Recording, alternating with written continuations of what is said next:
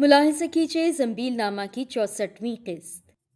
राजेंद्र सिंह बेदी की तहरीर। गर्म कोट। मैंने देखा है मेराजुद्दीन टेलर मास्टर की दुकान पर बहुत से उम्दा उम्दा सूट आवेज़ा होते हैं। उन्हें देखकर अक्सर मेरे दिल में ख्याल पैदा होता है कि मेरा अपना गर्म कोट बिल्कुल फट गया है और इस साल हाथ तंग होने के बावजूद मुझे एक नया गर्म कोट ज़रूर सिलवा लेना चाहिए। टेलर मास्टर की दुकान के सामने से गुजरने या अपने महकमे की तफरीह क्लब में जाने से गुरेज करूं तो मुमकिन है मुझे गर्म कोट का ख्याल भी ना आए, क्योंकि क्लब में जब संता सिंह और यजदानी के कोटों के नफीस वर्स्टेड मेरे समंदर तखय्युल पर ताजियाना लगाते हैं तो मैं अपने कोट की बोसीदगी को शदीद तौर पर महसूस करने लगता हूँ। यानी वो पहले से कहीं ज़्यादा फट गया है। बीवी बच्चों को पेट भर रोटी खिलाने के लिए मुझसे मामूली क्लर्क को अपनी बहुत सी ज़रूरियात तर्क करना पड़ती हैं और उन्हें जिगर तक पहुंचती हुई सर्दी से बचाने के लिए खुद मोटा झोटा पहनना पड़ता है। ये गर्म कोट मैंने 5 साल दिल्ली दरवाजे से बाहर पुराने कोटों की एक दुकान से मोल लिया था। कोटों के सौदागर ने पुराने कोटों की सैकड़ों गांठें किसी मिरांजा एंड कंपनी कराची से मंगवाई थीं। मेरे कोट में नकली सिल्क के अस्तर से बनी हुई अंदरूनी जेब के नीचे मिरांजा एंड को का लेबल लगा हुआ था। मगर कोट मुझे मिला बहुत सस्ता। महंगा रोए एक बार, सस्ता रोए बार बार, और मेरा कोट हमेशा ही फटा रहता था। इसी दिसंबर की एक शाम को तफरीह क्लब से वापस आते हुए मैं इरादतन अनारकली में से गुजरा। उस वक्त मेरी जेब में 10 रुपए का नोट था। आटा, दाल, ईंधन, बिजली, बीमा कंपनी के बिल चुका देने पर मेरे पास वही 10 का नोट बच रहा था। जेब में दाम हो तो अनारकली में से गुजरना मायूब नहीं। उस वक्त अपने आप पर गुस्सा भी नहीं आता, बल्कि अपनी ज़ात कुछ भली मालूम होती है। उस वक्त अनारकली में चारों तरफ सूट ही सूट नज़र आ रहे थे और साड़ियाँ। चंद साल से हर नत्थु खैरा सूट पहनने लगा है। मैंने सुना है गुज़िश्ता चंद साल में कई टन सोना हमारे मुल्क से बाहर चला गया है। शायद इसीलिए लोग जिस्मानी ज़ेबाइश का ख्याल भी बहुत ज़्यादा रखते हैं, वरना जो लोग सचमुच अमीर हैं ऐसी शान व शौकत और ज़ाहिरी तकल्लुफ़ात की चंदा परवाह नहीं करते। कपड़े की दुकान में वर्स्टेड के थानों के थान खुले पड़े थे। उन्हें देखते हुए मैंने कहा, क्या मैं इस महीने के बचे हुए 10 रुपयों में से कोट का कपड़ा खरीद कर बीवी बच्चों को भूखा मारूं? लेकिन कुछ अरसे के बाद मेरे दिल में नए कोट के नापाक ख्याल का रद्द अमल शुरू हुआ। मैं अपने पुराने गर्म कोट का बटन पकड़कर उसे बल देने लगा। चूँकि तेज़ तेज़ चलने से मेरे जिस्म में हरारत आ गई थी, इसलिए मौसम की सर्दी और इस किस्म के खारिजी असरात मेरे कोट ख़रीदने के इरादे को पाया तकमील तक पहुँचाने से कासिर रहे। मुझे तो उस वक्त अपना वो कोट भी सरासर तकल्लुफ़ नज़र आने लगा। ऐसा क्यों हुआ? मैंने कहा है, जो शख्स हकीकतन अमीर हों वो ज़ाहिरी शान की चंदा फिक्र नहीं करते। जो लोग सचमुच अमीर हों उन्हें तो फटा हुआ कोट बल्कि कमीज़ भी तकल्लुफ़ में दाखिल समझनी चाहिए। तो क्या मैं सचमुच अमीर था कि मैंने घबराकर ज़ाती तज्ज़िया छोड़ दिया और बमुश्किल 10 का नोट सही सलामत लिए घर पहुंचा। शम्मी मेरी बीवी मेरी मुंतज़िर थी। आटा गूंदते हुए उसने आग फूंकनी शुरू कर दी। कमबख्त मंगल सिंह ने इस दफ़ा लकड़ियाँ गीली भेजी थीं। आग जलने का नाम ही नहीं लेती थी। ज़्यादा फूंके मारने से गीली लकड़ियों में से और भी ज़्यादा धुआं उठा। शम्मी की आंखें लाल अंगारा हो गईं। उनसे पानी बहने लगा। कमबख्त कहीं का मंगल सिंह, मैंने कहा। मैं इन आँखों के लिए मंगल सिंह तो क्या, मैं तमाम दुनिया से जंग करने पर आमादा हो जाऊं। बहुत तगो-दौ के बाद लकड़ियां आहिस्ता आहिस्ता चटकने लगीं। आखिर उन पुरनम आँखों के पानी ने मेरे गुस्से की आग बुझा दी। शमी ने मेरे शाने पर सर रखा और मेरे फटे हुए गर्म कोट में पतली पतली उंगलियां दाखिल करती हुई बोली, अब तो ये बिल्कुल काम का नहीं रहा। मैंने धीमी सी आवाज़ से कहा, हाँ, सी दूं? यहाँ से सी दो। अगर कोई एक आध तार निकाल कर रफू कर दो तो क्या कहने हैं। कोट को उल्टाते हुए शम्मी बोली, अस्तर को तो मुई टिड्डियाँ चाट रही हैं। नकली रेशम का है ना, ये देखिए। मैंने शम्मी से अपना कोट छीन लिया और कहा, मशीन के पास बैठने की बजाय तुम मेरे पास बैठो शम्मी। देखती नहीं हो दफ्तर से आ रहा हूँ। ये काम तुम उस वक्त कर लेना जब मैं सो जाऊँ। शम्मी मुस्कुराने लगी। वो शम्मी की मुस्कुराहट और मेरा फटा हुआ कोट। शम्मी ने कोट को खुद ही एक तरफ रख दिया। बोली, میں خود بھی تو اس کوٹ کی مرمت کرتے کرتے تھک گئی ہوں. اسے مرمت کرنے میں اس گیلے ایندھن کو جلانے کی طرح جان مارنی پڑتی ہے. آنکھیں دکھنے لگتی ہیں. آخر آپ اپنے کوٹ کے لیے کپڑا کیوں نہیں خریدتے؟ میں کچھ دیر سوچتا رہا. یوں تو میں اپنے کوٹ کے لیے کپڑا خریدنا گناہ خیال کرتا تھا، مگر شمی کی آنکھیں، ان آنکھوں کو تکلیف سے بچانے کے لیے میں منگل سنگھ تو کیا تمام دنیا سے جنگ کرنے پر آمادہ ہو جاؤں. ورسٹڈ کے تھانوں کے تھان خرید لوں. نئے گرم کوٹ کے لیے کپڑا خریدنے کا خیال دل میں پیدا ہوا ہی تھا کہ پشپامنی بھاگتی ہوئی کہیں سے آ گئی. آتے ہی برآمدے میں ناچنے اور گانے لگی. اس کی حرکات کتھا کلی مدرا سے زیادہ کیف انگیز تھیں. مجھے دیکھتے ہوئے پشپامنی نے اپنا ناچ اور گانا ختم کر دیا. بولی، بابو جی آپ آ گئے. آج بڑی بہن جی استانی نے کہا تھا میز پوش کے لیے 2 سوتی لانا اور گرم کپڑے پر کاٹ سکھائی جائے گی، گنیا ماپ کے لیے اور گرم کپڑا. چونکہ اس وقت میرے گرم کوٹ خریدنے کی بات ہو رہی تھی، شمی نے زور سے ایک چپت اس کے منہ پر لگائی اور بولی، اس جنم جلی کو ہر وقت کچھ نہ کچھ خریدنا ہی ہوتا ہے. مشکل سے انہیں کوٹ سلوانے پر راضی کر رہی ہوں. وہ پشپامنی کا رونا اور میرا نیا کوٹ. میں نے خلاف عادت اونچی آواز سے کہا، شمی. شمی کانپ گئی. میں نے غصے سے آنکھیں لال کرتے ہوئے کہا، میرے اس کوٹ کی مرمت کر دو، ابھی کسی طرح کرو، ایسے جیسے رو پیٹ کر منگل سنگھ کی گیلی لکڑیاں جلا لیتی ہو. تمہاری آنکھیں. ہاں یاد آیا، دیکھو تو پشپامنی کیسے رو رہی ہے. پاپی بیٹا ادھر آؤ نا، ادھر آؤ میری بچی. کیا کہا تھا تم نے؟ بولو تو. 2 سوتی، گنیا ماپ کے لیے اور کاٹ سیکھنے کو گرم کپڑا. بچو ننا بھی تو ٹرائسیکل کا راگ الاپتا اور غبارے کے لیے مچلتا سو گیا ہوگا. اسے غبارہ نہ لے دو گی تو میرا کوٹ سل جائے گا، ہے نا؟ کتنا رویا ہوگا بیچارہ. شمی کہاں ہے بچو؟ جی سو رہا ہے، شمی نے سہمے ہوئے جواب دیا. اگر میرے گرم کوٹ کے لیے تم ان معصوموں سے ایسا سلوک کرو گی تو مجھے تمہاری آنکھوں کی پرواہ ہی کیا ہے؟ پھر میں نے دل میں کہا، کیا یہ سب کچھ میرے گرم کوٹ کے لیے ہو رہا ہے؟ شمی سچی ہے یا میں سچا ہوں؟ پہلے میں نے کہا دونوں، مگر جو سچا ہوتا ہے اس کا ہاتھ ہمیشہ اوپر رہتا ہے. میں نے خود ہی دبتے ہوئے کہا، تم خود بھی تو اس دن کافوری رنگ کے میناکار کانٹوں کے لیے کہہ رہی تھی. ہاں جی کہہ تو رہی تھی، مگر اس وقت تو مجھے اپنے گرم کوٹ کی جیب میں 10 روپے کا نوٹ ایک بڑا خزانہ معلوم ہو رہا تھا. دوسرے دن شمی نے میرا کوٹ کوہنیوں پر سے رفو کر دیا. ایک جگہ جہاں پر سے کپڑا بالکل اڑ گیا تھا، صفائی اور احتیاط سے کام لینے کے باوجود سلائی پر بدنما سلوٹیں پڑنے لگیں. اس وقت مہراج الدین ٹیلر ماسٹر کی دکان میرے ذہن میں گھومنے لگی، اور یہ میرے تخیل کی پختہ کاری تھی. میرے تخیل کی پختہ کاری اکثر مجھے مصیبت میں ڈالے رکھتی ہے. میں نے دل میں کہا، مہراج الدین کی دکان پر ایسے سوٹ بھی تو ہوتے ہیں جن پر سلائی سمیت 100 روپے سے بھی زیادہ لاگت آتی ہے. میں ایک معمولی کلرک ہوں، اس کی دکان میں لٹکے ہوئے سوٹوں کا تصور کرنا ابس ہے، ابس. مجھے فارغ پا کر شمی میرے پاس آ بیٹھی اور ہم دونوں خریدی جانے والی چیزوں کی فہرست بنانے لگے. جب ماں باپ اکٹھے ہوتے ہیں تو بچے بھی آ جاتے ہیں. پشپامنی اور بچو آ گئے، آندھی اور بارش کی طرح شور مچاتے ہوئے. میں نے شمی کو خوش کرنے کے لیے نہیں بلکہ یوں ہی کافوری رنگ کے میناکار کانٹے سب سے پہلے لکھے. اچانک رسوئی کی طرف میری نظر اٹھی. چولہے میں لکڑیاں دھڑ دھڑ جل رہی تھیں اور ادھر شمی کی آنکھیں بھی 2 چمکتے ہوئے ستاروں کی طرح روشن تھیں. معلوم ہوا کہ منگل سنگھ گیلی لکڑیاں واپس لے گیا ہے. وہ شہتوت کے ڈنڈے جل رہے ہیں اور کھوکھا. شمی نے کہا، اور اپلے؟ جی ہاں اپلے بھی. منگل سنگھ دیوتا ہے. شاید میں بھی عنقریب گرم کوٹ کے لیے اچھا سا ورسٹڈ خرید لوں تاکہ تمہاری آنکھیں یوں ہی چمکتی رہیں، انہیں تکلیف نہ ہو.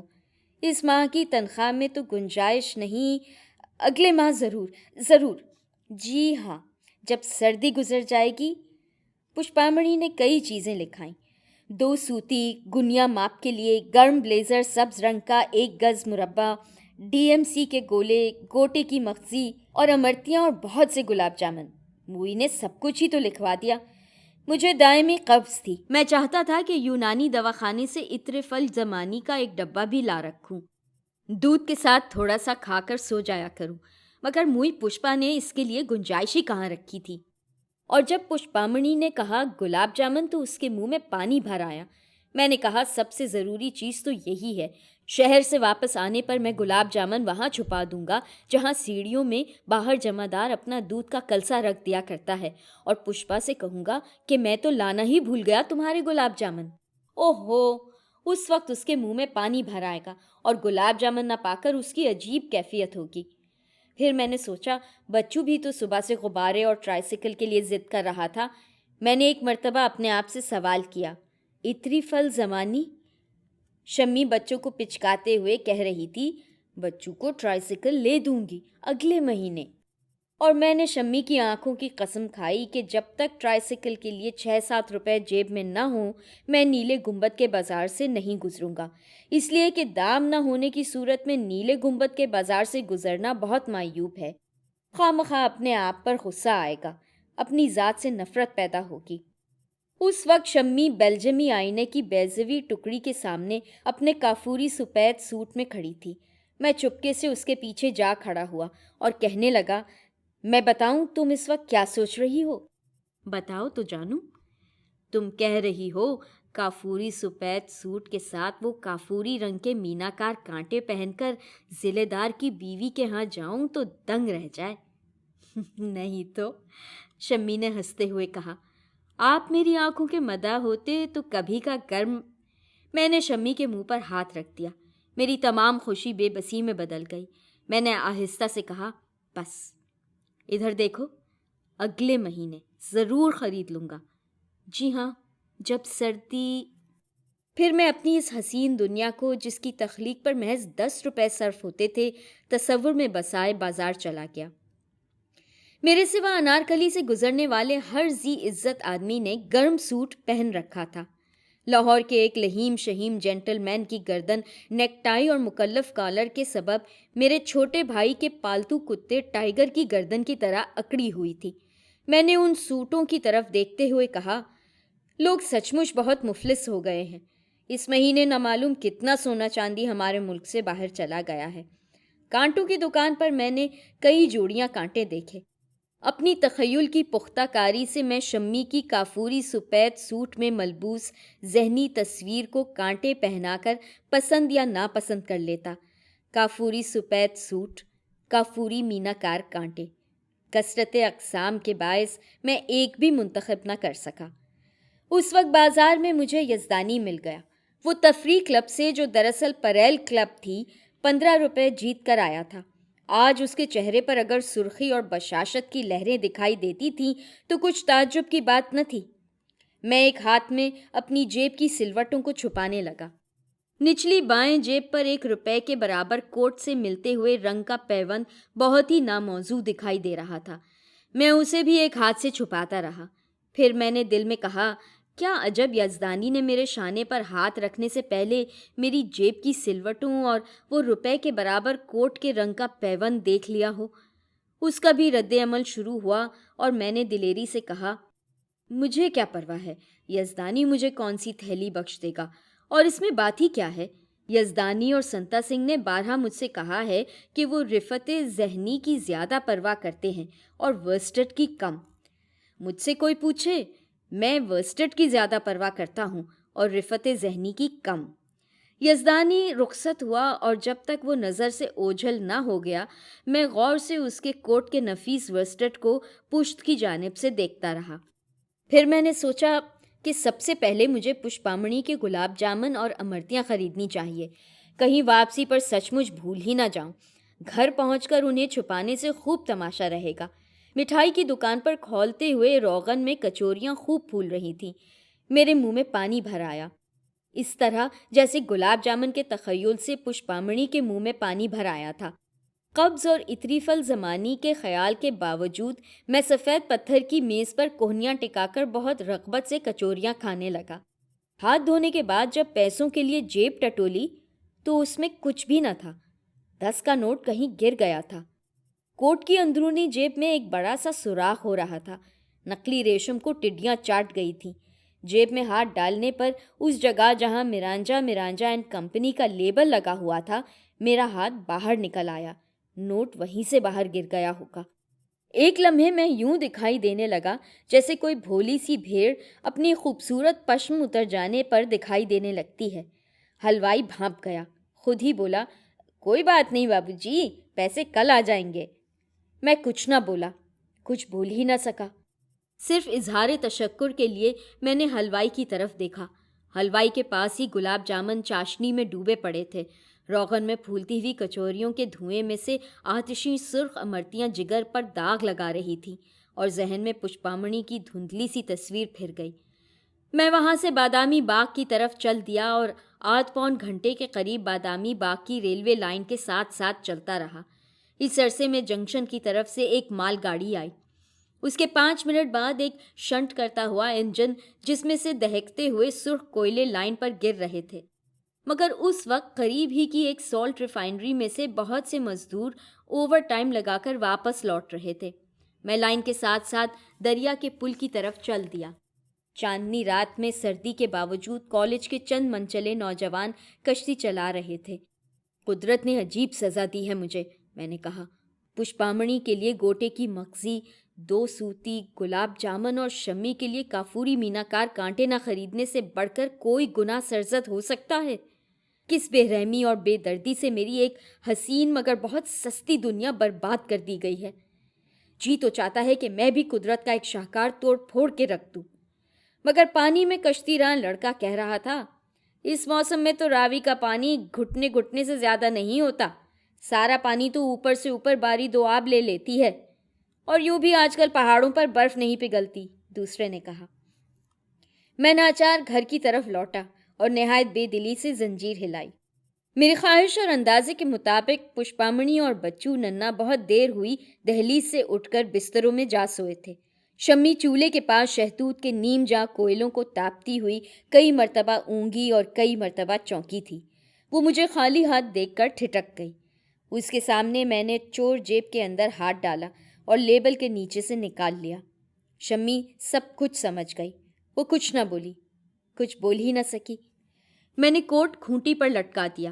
میرے پاس ہی دیوار کا سہارا لے کر شمی بیٹھ گئی اور ہم دونوں سوئے ہوئے بچوں اور کھونٹی پر لٹکتے ہوئے گرم کوٹ کو دیکھنے لگے۔ اگر شمی نے میرا انتظار کیے بغیر وہ کافوری سوٹ بدل دیا ہوتا تو شاید میری حالت اتنی متغیر نہ ہوتی۔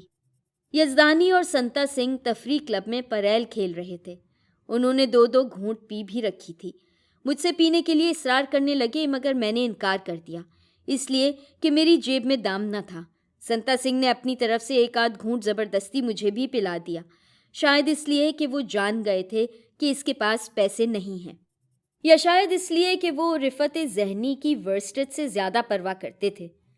اگر میں گھر میں اس دن شمی کو وہی کافوری سفید سوٹ پہنے ہوئے دیکھ کر نہ آتا تو شاید پریل میں قسمت آزمائی کرنے کو میرا جی بھی نہ چاہتا۔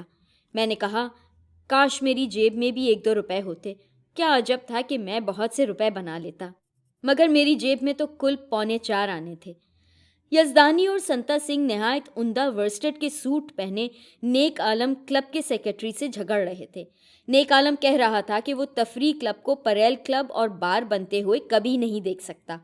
اس وقت میں نے ایک مایوس آدمی کے مخصوص انداز میں جیب میں ہاتھ ڈالا اور کہا، بیوی بچوں کے لیے کچھ خریدنا قدرت کے نزدیک گناہ ہے، اس حساب سے پریل کھیلنے کے لیے تو اسے اپنی گرہ سے دام دے دینے چاہیے۔ اندرونی کیسا، بائیں نچلی جیب، کوٹ میں پشت کی طرف مجھے کوئی کاغذ سرکتا ہوا معلوم ہوا۔ اسے سرکاتے ہوئے میں نے دائیں جیب کے سوراخ کے نزدیک جا نکالا۔ وہ 10 روپے کا نوٹ تھا جو اس دن اندرونی جیب کی تہہ کے سوراخ میں سے گزر کر کوٹ کے اندر ہی اندر گم ہو گیا تھا۔ اس دن میں نے قدرت سے انتقام لیا۔ میں نے اس کی خواہش کے مطابق پریل وریل نہ کھیلا، نوٹ کو مٹھی میں دبائے گھر کی طرف بھاگا۔ اگر اس دن میرا انتظار کیے بغیر شمی نے وہ کافوری سوٹ بدل دیا ہوتا تو میں خوشی سے یوں دیوانہ کبھی نہ ہوتا۔ ہاں، پھر چلنے لگا وہی تخیل کا دور۔ گویا ایک حسین سے حسین دنیا کی تخلیق میں 10 روپے سے اوپر ایک دمڑی بھی خرچ نہیں ہوتی۔ جب میں بہت سی چیزوں کی فہرست بنا رہا تھا، شمی نے میرے ہاتھ سے کاغذ چھین کر پرزے پرزے کر دیا اور بولی، اتنے قلعے مت بنائیے، پھر نوٹ کو نظر لگ جائے گی۔ شمی ٹھیک کہتی ہے، میں نے سوچتے ہوئے کہا۔ نہ تخیل اتنا رنگین ہو اور نہ محرومی سے اتنا دکھ پہنچے۔ پھر میں نے کہا، ایک بات ہے شمی، مجھے ڈر ہے کہ نوٹ پھر کہیں مجھ سے گم نہ ہو جائے۔ تمہاری کھیمو پڑوسن بازار جا رہی ہے، اس کے ساتھ جا کر تم یہ چیزیں خود ہی خرید لاؤ، کافوری مینا کار کانٹے، ڈی ایم سی کے گولے، مغزی، اور دیکھو پوپی منا کے لیے گلاب جامن ضرور لانا، ضرور۔ شمی نے کھیمو کے ساتھ جانا منظور کر لیا اور اس شام شمی نے کشمیرے کا ایک نہایت ہی عمدہ سوٹ پہنا۔ بچوں کے شور و غوغا سے میری طبیعت بہت گھبراتی ہے، مگر اس دن میں دیر تک بچوں ننھے کو اس کی ماں کی غیر حاضری میں بہلاتا رہا۔ وہ رسوئی سے ایندھن کی کولکی، غسل خانے، نیم چھت پر سب جگہ اسے ڈھونڈتا پھرا۔ میں نے اسے پچکارتے ہوئے کہا، وہ ٹرائی سیکل لینے گئی ہے؟ نہیں؟ اچھا جانے دو، ٹرائی سیکل گندی چیز ہوتی ہے، اخ تھو، غبارے لائے گی۔ بی بی تمہارے لیے بہت خوبصورت غبارہ۔